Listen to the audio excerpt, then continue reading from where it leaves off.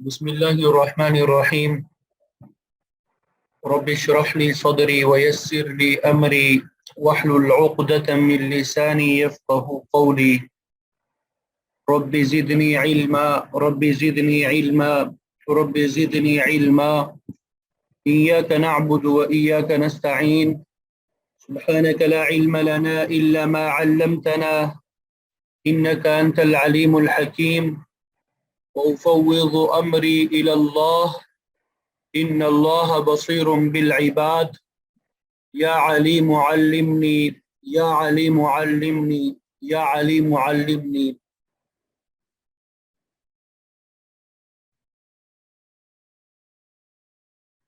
رب اشرح لي صدري ويسر لي أمري واحلل عقدة من لساني يفقه قولي. آج یہ ہماری دوسری کلاس ہے علم الصرف کے حوالے سے.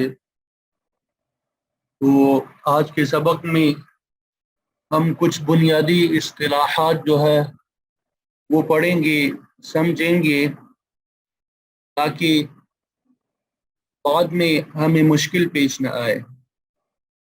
امید کرتا ہوں آپ سب کے پاس کاپی اور پینسل ہوں گی. ان اصطلاحات کو آپ نے اپنے پاس کاپی میں نوٹ کرنا ہے اور پھر ان کو یاد کرنا ہے. یہ کچھ اصطلاحات ہے، ٹھیک ہے.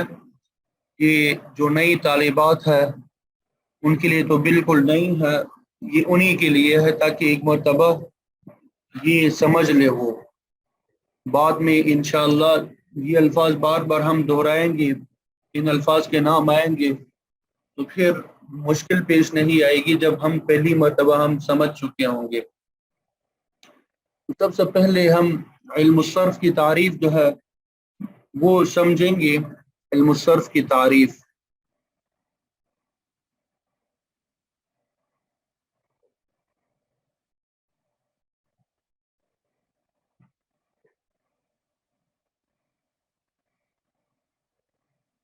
تو علم الصرف جو ہے، علم الصرف کا لغوی معنی لغت میں گمانے، چلانے اور بیان کرنے کو کہتے ہیں. صرف جو ہے لغت میں گھمانے، چلانے اور بیان کرنے کو کہتے ہیں.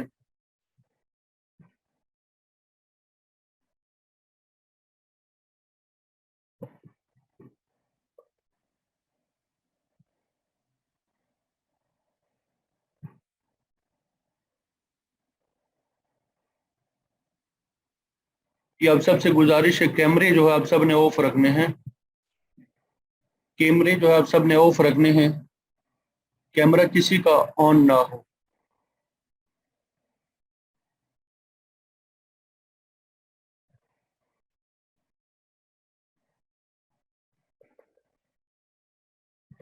جی، علم الصرف جو ہے لغت میں گمانے، چلانے اور بیان کرنے کو کہا جاتا ہے. یہ نوٹ کر لیا ہوگا آپ نے. اور اصطلاح میں علم الصرف کی تعریف آپ کے سامنے لکھی ہوئی ہے کہ علم صرف وہ علم ہے جس سے لفظوں کی گردان، جس سے کیا ہو، لفظوں کی گردان.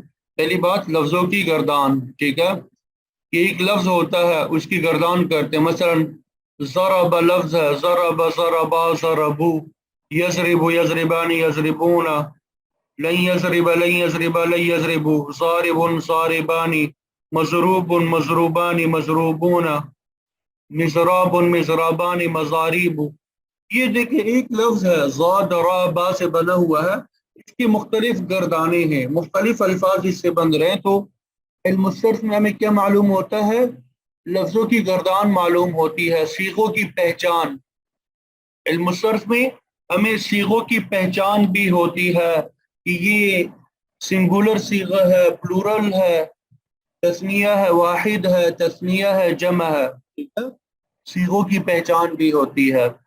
یعنی یہ جو لفظ استعمال کیا گیا ہے اس سے ایک معنی مراد ہے، دو معنی مراد ہے یا تین معنی مراد ہے، ایک بندہ مراد ہے، دو بندے مراد ہے یا تین بندے مراد ہے. ان کو کہتے ہیں صیغوں کی پہچان. یہ दो काम हो गए इल्म सर्फ के। तीसरा काम इसमें हमें जो मालूम होगा कि एक सीगे से दूसरा सीगा बनाने का तरीका मालूम होगा। एक लफ्ज से दूसरा लफ्ज किस तरीके से हमने बनाना है। मसलन एक लफ्ज हमारे पास है ज़राबा, अब इससे दूसरा लफ्ज हमने कैसे बनाना, ज़राबा, ज़रबू, यज़रिबू, नज़रिबु, ज़ारिबुन, ये जो बाकी अल्फाज है इसको किस तरीके से बनानी है। तो हमें मालूम हुआ कि इल्म सर्फ वो इल्म है जिससे लफ्जों की गर्दान, सीगों की पहचान और एक सीगे से दूसरा सीगा बनाने का तरीका मालूम हो जाता है। एक सीगे से दूसरा सीगा बनाने का तरीका जो है वो मालूम हो जाता है। ये तो इल्म सर्फ की इस्तिलाही तारीफ होगी। अब इस इल्म को सीखने का फायदा हमें क्या होगा, इस इल्म को सीखने का फायदा क्या होगा। इस इल्म को सीखने का फायदा ये होगा कि इससे अल्फाज को सही पढ़ना आ जाता है। अरबी जो अल्फाज है उनको सही तरीके से पढ़ना आ जाता है। ठीक है, इस इल्म के जरिए से अल्फाज को सही तरीके से पढ़ना आ जाता है। इसी तरह इसका एक फायदा एक तो ये बयान किया गया, दूसरा ये है कि हरूफ असली और हरूफ ज़ायदी की इस्तिलाह है, इंशाल्लाह आगे समझेंगे इसको भी। हरूफ असली और जायद की पहचान भी होती है, हरूफ असली और हरूफ ज़ायदा, मतलब यानी जो हरूफ असली है वो कौन कौन से हैं वो भी हमें मालूम हो जाते हैं, और कौन कौन से हरूफ जायद है वो हमें मालूम हो जाते हैं। ठीक है, अल्लाहु अकबर कबीरा। यहां तक बात समझ आ गई सबको।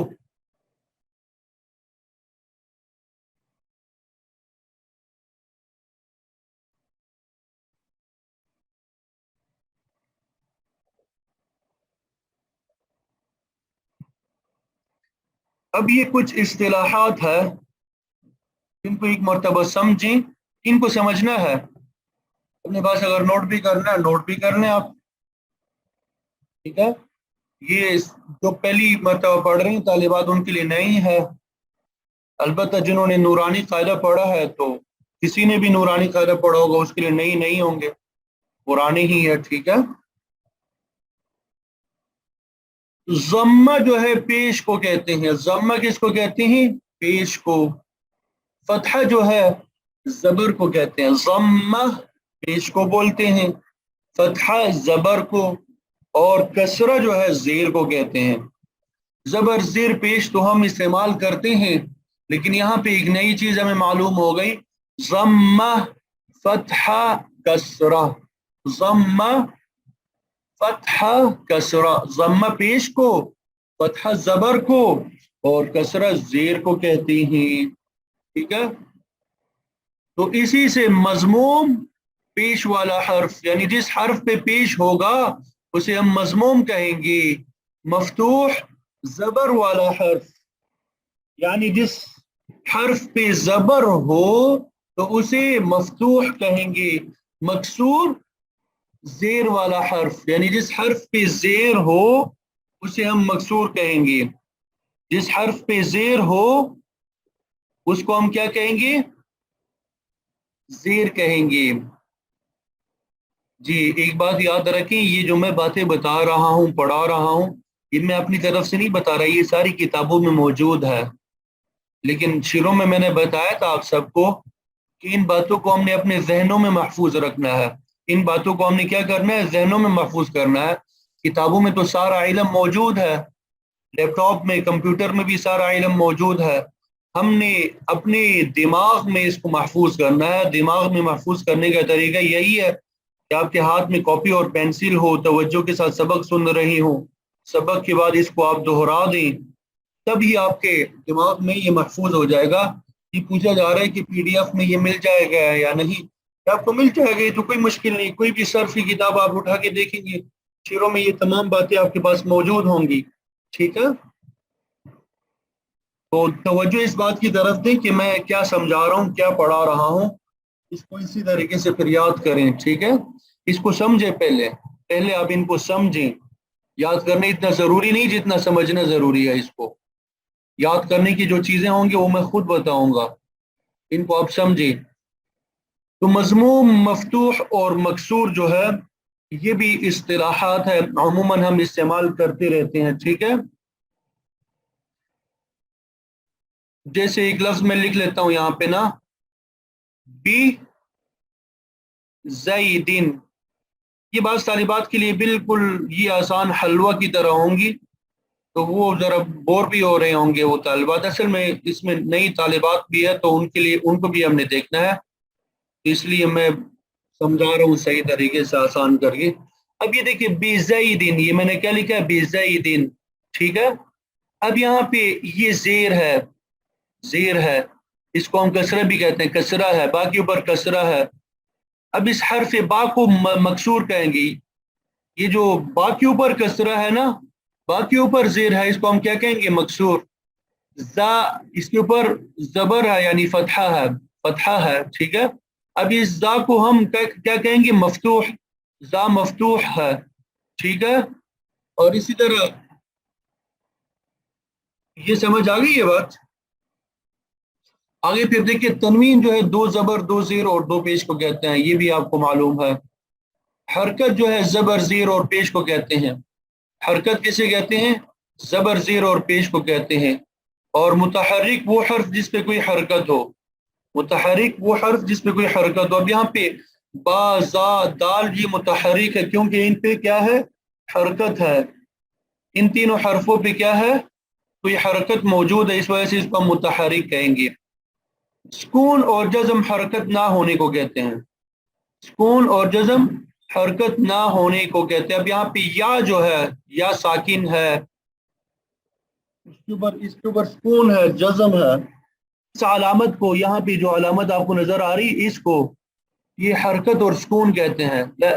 سکون اور جزم کہتے ہیں، حرکت نہیں، سکون اور جزم کو کہتے ہیں. یہ ہمارے ہاں بر صغیر میں یعنی پاک و ہند میں یہ اسی طرح سکون کی علامت یہ ہے، سکون کی علامت یہ ہے. لیکن عربی مصاحف جب آپ دیکھیں گے عرب میں، ان کے ہاں یہ گول دائرہ بنا ہوتا ہے سکون کے لیے. عربی قرآن مجید میں سکون کے لیے گول دائرہ بنا ہوتا ہے. تو یہ بھی آپ نے یاد رکھنا ہے کہ ہمارے یہاں پاکستان میں، انڈیا میں، یا ان ممالک میں، افغانستان، بنگلہ دیش، ان میں یہ سکون کے لیے یہ علامت استعمال کی جاتی ہے. اور اہل عرب جو ہے سکون کے لیے یہ چھوٹا سا گول دائرہ جو ہے وہ استعمال کرتے ہیں. مثلا بزیدین میں ہم نے یہ علامت استعمال کی، اہل عرب جو ہے یہ استعمال کریں گے، ٹھیک ہے؟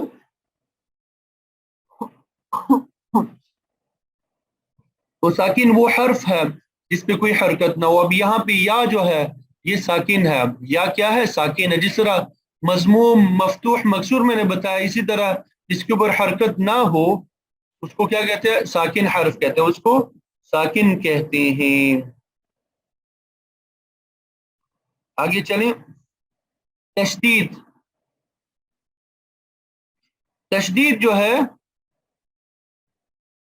ایک جنس کے دو حرفوں کو ایک لکھنا اور دو پڑھنا. ایک جنس کے دو حرفوں کو ایک لکھنا اور دو پڑھنا. جیسے ربن، ربن. اب یہاں پہ دیکھیں یہ با کے اوپر جو ہے شد ہے، با کے اوپر کیا ہے؟ تشدید ہے. اب یہاں پہ اس کو دو مرتبہ پڑھا جاتا ہے، رب، رب، پھر بن، دو مرتبہ پڑھا گیا، رب بن. یہ تشدید کی علامت بھی آپ کو نظر آ رہی ہوگی. تشدید کی علامت اس طرح ہوتی ہے، دو دندانے بنے ہوتے ہیں، یہ تشدید کی علامت ہے، ٹھیک ہے؟ اس حرف پہ یہ علامت ہو، اس حرف کو مشدد کہتے ہیں کہ یہ حرف کیا ہے؟ مشدد ہے.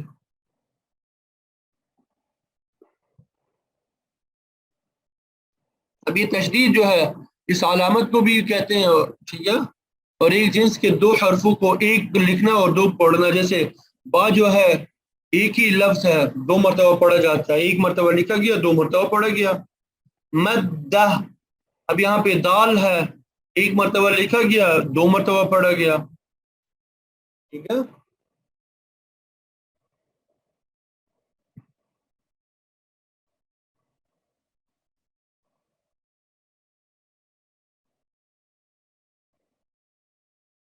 آگے چلیں. اب زمانہ جو ہے یہ آپ کو معلوم ہے کہ وقت کو کہتے ہیں، زمانہ وقت کو کہا جاتا ہے. اور پھر یہ زمانے بھی تین ہے. زمانے بھی کیا ہے؟ تین ہے. ماضی یعنی پاسٹ، گزرا ہوا زمانہ. ایک کو ہم کیا کہیں گے؟ ماضی، گزرا ہوا زمانہ. حال، موجودہ زمانہ. مستقبل، آئندہ زمانہ. مستقبل کیا ہے؟ آئندہ زمانہ، فیوچر جسے آپ کہتے ہیں. ٹھیک ہے، یہ بھی کوئی اتنا مشکل نہیں. بس یہ الفاظ ماضی، حال اور مستقبل یہ آپ یاد کر لیجئے گا. پاسٹ، پریزنٹ اور فیوچر یہ تو آپ لوگوں کو یاد ہوں گے. اب یہاں پہ ایک لفظ استعمال ہوتا ہے فعل، بار بار استعمال کریں گے فعل. اب فعل کام کو کہتے ہیں. فعل کام کو کہتے ہیں، ورب کو آپ کہتے ہیں. انگلش میں آپ کے ورب کو فعل کہتے ہیں نا، تو کام کو فعل کہیں گے. ٹھیک ہے. اور فاعل کام کرنے والے کو کہتے ہیں، سبجیکٹ جسے کہتے ہیں. فاعل کام کرنے والے کو کہتے ہیں. ٹھیک ہے. فعل کام کو کہتے ہیں یعنی ورب، اور فاعل کام کرنے والے کو یعنی سبجیکٹ. ٹھیک ہے. اب یہاں پہ فعل کی پھر مختلف قسمیں ہم پڑھیں گے. ابھی تو صرف یہ نام اصطلاحات ہے، آگے تفصیل سے انشاءاللہ پڑھیں گے. فعل ماضی. فعل ماضی وہ فعل ہے جو گزرا ہوا زمانہ بتائے. جو گزرا ہوا زمانہ بتائے یعنی فعل ماضی وہ فعل ہے، وہ ورب ہے جو پاسٹ کے بارے میں بتائے کہ ماضی میں، پاسٹ میں کیا ہوا. جیسے ضربہ، مارا اس نے. ضربہ، اس نے مارا، پاسٹ میں. اب یہ مارنے کا جو عمل ہے، مارا، مارنا، یہ ورب ہے. یہ کب ہوا؟ یہ پاسٹ میں ہوا، ماضی میں ہوا. اس نے سبق یاد کیا. اس نے یاد کیا. حفظہ، حفظہ، اس نے یاد کیا. اب کب یاد کیا؟ ابھی یاد کیا؟ نہیں، بلکہ کل یاد کیا، ماضی میں یاد کیا. ذہبہ، وہ چلا گیا. ذہبہ، وہ چلا گیا. اب ذہبہ کب چلا گیا؟ سوال ہوتا ہے، چلا تو گیا ہے وہ، کب چلا گیا؟ ماضی میں چلا گیا یعنی پاسٹ میں چلا گیا. ٹھیک ہے. اکلا، اس نے کھایا. اکلا، اس نے کھایا. کب کھایا؟ ماضی میں یعنی پاسٹ میں اس نے کھایا. ٹھیک ہے. یہ مختلف آپ کو افعال میں نے بتا دیے. تو فعل ماضی وہ فعل ہے جو گزرے ہوئے زمانے کو بتائے. جو گزرے ہوئے زمانے کو بتائے اس کو فعل ماضی کہتے ہیں. ٹھیک ہے. فعل مضارع، اب یہ ایک لفظ آپ کے لیے بعض طالبات کے لیے نیا ہوگا. فعل مضارع یہ یاد کرنا ہے. یہ لفظ اس نے یاد کیا. حفظ کے معنی حفظ. فعل مضارع وہ فعل ہے جو موجودہ یا آئندہ زمانہ بتائے، جو پریزنٹ یا فیوچر کو بتائے. فعل مضارع میں دو زمانے آتے ہیں، پریزنٹ بھی آتا ہے اور فیوچر بھی آتا ہے، جو موجودہ یا آئندہ زمانے کو بتائے. جو موجودہ یا آئندہ زمانے کو بتائے.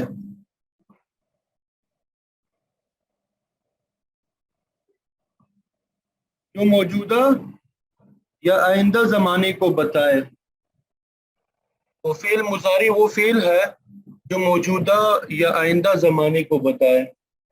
جیسے یضربو، اب دیکھیں یضربو یہ مارنے کا معنی ہے نا. اس میں یضربو، ضربہ کا معنی ہوتا ہے مارا اس نے. یضربو کا معنی ہوتا ہے وہ مارتا ہے. وہ مارتا ہے یعنی ابھی فی الوقت، ابھی پریزنٹ میں مارتا ہے. یا یضربو وہ مارے گا، فیوچر میں مارے گا. یضربو کا ایک معنی ہے وہ ابھی مارتا ہے. ابھی مارنے کا فعل جو ہے ورب ہے، ابھی وہ وجود میں آئے گا. یہ آئندہ مارے گا. اسی طرح میں نے جو لفظ بتایا یأکلو، وہ کھاتا ہے. یعنی ابھی کھاتا ہے، یا یأکلو وہ کھائے گا یعنی فیوچر میں کھائے گا. اس طرح یحفظ یعنی وہ یاد کرتا ہے، یعنی ابھی یاد کرتا ہے یا فیوچر میں ہی یاد کرے گا. ٹھیک ہے. اسی طرح ایک لفظ میں نے آپ کو بتایا یذهب، ذهب کا معنی ہوتا ہے جانا، تو یذهب کا معنی ہے وہ جاتا ہے، یعنی ابھی جاتا ہے، ابھی پریزنٹ میں، یا وہ جائے گا، وہ جائے گا. ٹھیک ہے. امید کرتا ہوں فعل مضارع کی بھی سمجھ آ گئی ہوگی آپ سب کو. اب فعل امر. فعل امر جو ہے وہ فعل ہے جس کے ذریعے کسی کام کا حکم دیا جائے، جس کے ذریعے کسی کام کا حکم دیا جائے. کبھی کبھار انسان کو حکم دینا پڑتا ہے کہ بھائی یہ کام کرو، سبق یاد کرو، کھانا کھاؤ، پانی پیو، چلے جاؤ یہاں سے. اب ان کے لیے جو ورڈ یوز ہوتے ہیں وہ فعل امر کہلاتے ہیں، امپیریٹیو ٹینس جنہیں آپ کہتے ہیں. وہ فعل ہے جس کے ذریعے کسی کام کا حکم دیا جائے، جیسے اضرب آپ مارے، مار تو. اضرب کا معنی ہوتا ہے مار تو. یہ پریشان نہ ہو کہ یہ کیا اضرب کیسے بنے گا، یضرب کیسے بنے گا، ضرب کیسے بنے گا. یہ ہم نے سیکھنا ہے انشاءاللہ. یہ تو صرف آپ کو تھوڑا تعارف کروایا جا رہا ہے، یہ الفاظ سے مانوس کرایا جا رہا ہے. ٹھیک ہے. اسی طرح کل کا معنی ہوتا ہے کھاؤ. اسی طرح اذهب چلے جاؤ، اور احفظ یاد کرو، اقرأ پڑھو. اقرأ کا معنی ہے پڑھو. ٹھیک ہے. اقرأ بسم ربک اپنے رب کے نام پڑھیں، الذی خلق جس نے آپ کو پیدا کیا. تو یہ فعل امر ہے. ایک اسی طرح ایک اور فعل ہے فعل نہیں. ایک اور فعل ہے، اس کو کیا کہتے ہیں؟ فعل نہیں. یہ بالکل اپوزٹ ہے فعل امر کا. یہ فعل نہیں جو ہے فعل امر کا بالکل مد مقابل ہے. فعل نہیں یعنی جس کسی کام سے روکا جائے، بعض اوقات آپ کسی کو روکتے ہیں کہ بھائی یہ کام نہ کرو، وہ فعل جس کے ذریعے کسی کام سے روکا جائے، وہ فعل جس کے ذریعے کسی کام سے روکا جائے، جیسے لا تضرب تو مت مار، لا تأکل آپ نہ کھائیں، لا تشرب آپ نہ پیئیں، لا تقرأ آپ نہ پڑھیں، لا تحفظ آپ یاد نہ کریں، لا تذهب آپ نہ جائیں. یہ مختلف الفاظ فعل نہیں کے، یہ مختلف الفاظ ہے فعل نہیں کے.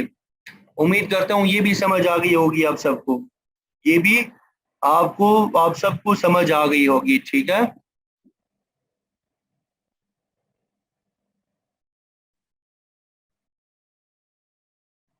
جی آگے فعل معروف.